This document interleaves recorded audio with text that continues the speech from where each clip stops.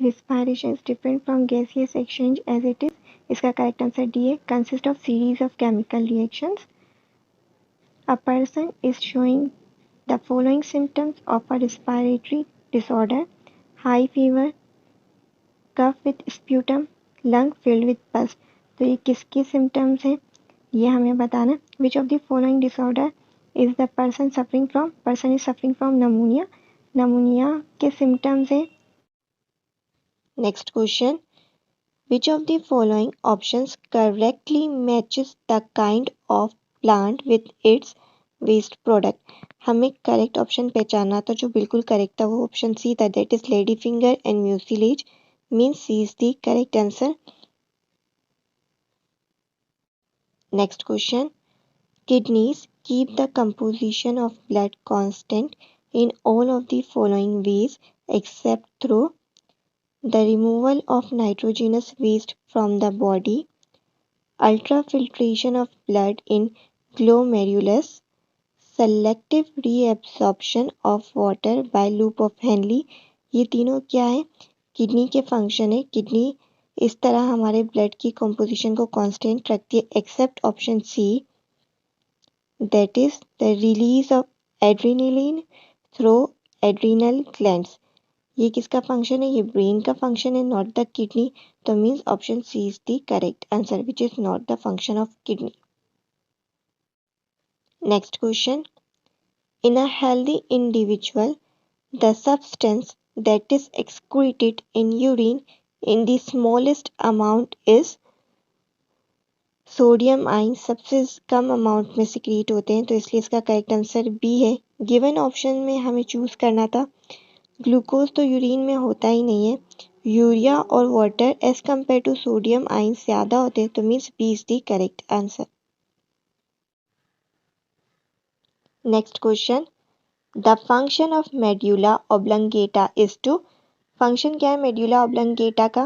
Control करता है breathing, heart rate और ब्लड प्रेशर को. तो ये सब क्या है? इनवॉलेंट्री एक्शंस है. इसलिए जो इसका करेक्ट आंसर क्या है? डी है, that is the function of medulla oblongata is to control involuntary actions. Means D is the correct answer.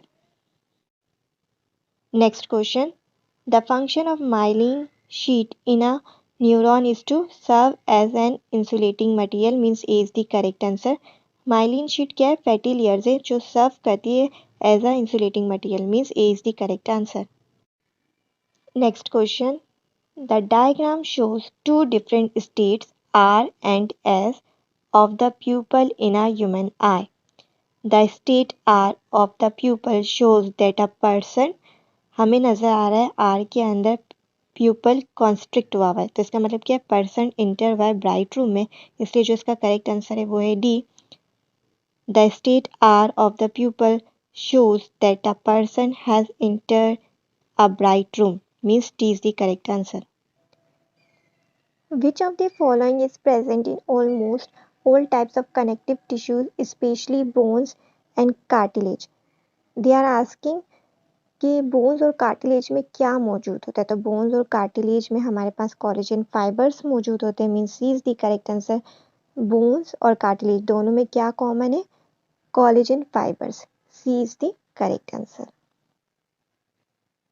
Next question. The diagram shows a human skeleton. The part of the skeleton encircled as Q bears. सबसे पहले तो आप identify करो Q है क्या. Q क्या? Vertebrae है. ठीक है, तो वर्टिब्रीज आपको पता है स्लाइटली मूवेबल होती है. ठीक है, तो इसलिए इसका करेक्ट आंसर सी है, that is it is slightly movable joint. Vertebrae क्या होते हैं? स्लाइटली मूवेबल जॉइंट होते हैं. Means C is the correct answer. Next question. What is the function of tendons in the body? पूछ रहे हैं कि टेंडन्स का क्या फंक्शन है बॉडी के अंदर. तो करेक्ट आंसर है C, that is it attach muscles to the bone. इसका फंक्शन क्या है? मसल्स को अटैच करना बोन से. Means C is the correct answer. The plant in the given diagram shows natural vegetative propagation through. सबसे पहले तो आप पहचानो ये हमें क्या गिवन है. ये हमें गिवन है राइजोम ऑफ जिंजर. राइजोम्स क्या होते हैं? हॉरिजॉन्टल अंडरग्राउंड स्टेम्स होते हैं विद स्केली लीव्स होते हैं. ठीक है, राइजोम्स में क्या होता है? कुछ एनलार्ज पोर्शंस अपीयर होते हैं जिनको हम नोड्स कहते हैं. बर्ड्स आती हैं नोड्स पर, ठीक है। जो बर्ड्स ऊपर की तरफ होती हैं वो शूट में डेवलप्ड हो जाती हैं और नीचे की तरफ राइजोम में एडवेंटिशियस रूट्स होते हैं। तो चूंकि ये वेजिटेटिव प्रोपोगेशन किसकी मदद से हो रही है, स्टेम्स की मदद से हो रही है, क्योंकि राइजोम्स क्या होते हैं, अंडरग्राउंड स्टेम्स होते हैं विद स्केली लीव्स, इसलिए जो इसका करेक्ट आंसर है वो है B, that is through stems. Next question, the diagram shows some stages of the life cycle of a flowering plant. At which of the labeled stages of the life cycle could a triploid nucleus 3n be present? आपको पता है 3n nucleus कब हमें मिलता है? After the double fertilisation when sperm fuse with the diploid fusion nucleus and form a triploid 3n nucleus. तो हमें यहाँ से नजर आ रहा है स्पर्म अंदर एंटर हो रहे हैं, वो डिप्लॉइड न्यूक्लियस फ्यूजन न्यूक्लियस के साथ फ्यूज होंगे, तो मीन्स आफ्टर दिस प्रोसेस। तो कौन सा वाला ऑप्शन हमारा करेक्ट है, वो है डी, ठीक है। तो हमें डी में जो है ना ट्रिप्लॉइड न्यूक्लियस मिलेंगे। Okay, next question, which of the following statements is correct about the internal fertilisation? It involves release of gametes into the surrounding. It takes place mostly in aquatic environments. It requires large number of gametes to be released. ये जो तीनों points है ना, ये तीनों external fertilisation से relevant है। It causes protection of the developing embryo, जो ना करेक्ट है फॉर द इंटरनल फर्टिलाइजेशन, इसलिए जो हमारा करेक्ट आंसर है वो है बी। जो करेक्ट स्टेटमेंट है about internal fertilisation, that is it causes protection of the embryo, developing embryo, means B is the correct answer. A heterozygous black fur cat is crossed with a heterozygous black fur cat. Which of the following percentage genotype may not appear in the F1 generation? Question में हमें given है heterozygous black fur cat. heterozygous means identical alleles नहीं होंगे, ठीक है, different होंगे, means एक capital letter से शो करना और एक स्मॉल लेटर से। ये भी मैं यहाँ ले गई कैपिटल वाला और ये स्मॉल बी यहाँ, चूंकि दोनों ही heterozygous है इसलिए इसके लिए भी कैपिटल बी और स्मॉल बी का लेटर मैंने यूज़ किया। होपफुली आपको प्यूनेट स्क्वायर बनाना आता है। ये कैपिटल बी यहाँ से, ये कैपिटल बी यहाँ से, ये कैपिटल बी यहाँ से, ये स्मॉल बी यहाँ से, ये स्मॉल बी यहाँ से, ये स्मॉल बी यहाँ से, ये कैपिटल बी यहाँ से और ये स्मॉल बी यहाँ से। हमें क्या नजर आ रहा है, एक होमोजाइगस ब्लैक है, दो हेट्रोजाइगस ब्लैक है और एक वाइट है। मीन्स 25% होमोजाइगस ब्लैक है, 50% हेट्रोजाइगस ब्लैक है और 25% वाइट है। तो means option A is correct, क्योंकि हमें 50% हेट्रोजाइगस ब्लैक नजर आ रहे हैं। Option B is also correct, 25% हमें ब्लैक नजर आ रहा है होमोजाइगस, और ऑप्शन डी भी करेक्ट है, हमें 25% वाइट नजर आ रहा है होमोजाइगस वाइट। हमें 50% होमोजाइगस वाइट नजर नहीं आ रहा, इसलिए जो हमारा करेक्ट आंसर है वो है सी, क्योंकि सवाल में पूछा था कौन सा जीनोटाइप अपीयर नहीं होगा। Next question, the pedigree shows crosses between different seeds with their expected outcomes. Wrinkled seed do not appear in F1 generation but they appear in F2 generation because हमें एक पेडिग्री शो की हुई है जिसमें दिखा रहे राउंड सीड्स को जब हम क्रॉस कर रहे हैं रिंकल सीड्स के साथ तो 100% हमें राउंड सीड्स अपीयर मिल रहे हैं। जब उन्हीं राउंड सीड्स को आपस में क्रॉस करवा रहे हैं तो 75% मीन्स 3 आउट ऑफ 4 हमें राउंड सीड्स मिल रहे हैं और 1 आउट ऑफ 4 25% रिंकल सीड्स मिल रहे हैं। तो पूछ रहे हैं क्यों F1 जनरेशन में हमें कोई रिंकल सीड नहीं मिल रहा और F2 जनरेशन में हमें रिंकल सीड मिल रहा है। सबसे पहले तो हमें इस पेडिग्री को समझना ज़रूरी है। रिंकल सीड्स क्या होते हैं, रिसेसिव है, तो वो होमोजाइगस कंडीशन में ही हमेशा ज़ाहिर होते हैं, इसलिए मैंने दोनों स्मॉल आर का लेटर यूज़ किया है। राउंड सीड्स क्या है, डोमिनेंट है, तो दो कंडीशन पॉसिबल है, आइदर राउंड होमोजाइगस हो या फिर हेट्रोजाइगस हो। अगर हमारे पास होमोजाइगस राउंड है और होमोजाइगस रिंकल है तो हमें क्या मिल रहा है, F1 जनरेशन में सारे के सारे राउंड सीड्स मिल रहे हैं। अगर हेट्रोजाइगस राउंड होता मीन्स अगर हेट्रोजाइगस राउंड होते हैं हमारे पास सीड्स तो हमारे पास क्या मिल रहा है, दो राउंड है और दो रिंकल्ड है, जबकि हमें नजर आ रहा है हमें सारे के सारे सीड्स क्या है, राउंड मिल रहे हैं। इसका मतलब क्या है, कि जो राउंड सीड्स है वो होमोजाइगस कंडीशन में, मीन्स ये वाला जो हमारे पास प्यूनेट स्क्वायर है वो रॉन्ग है इस केस के लिए।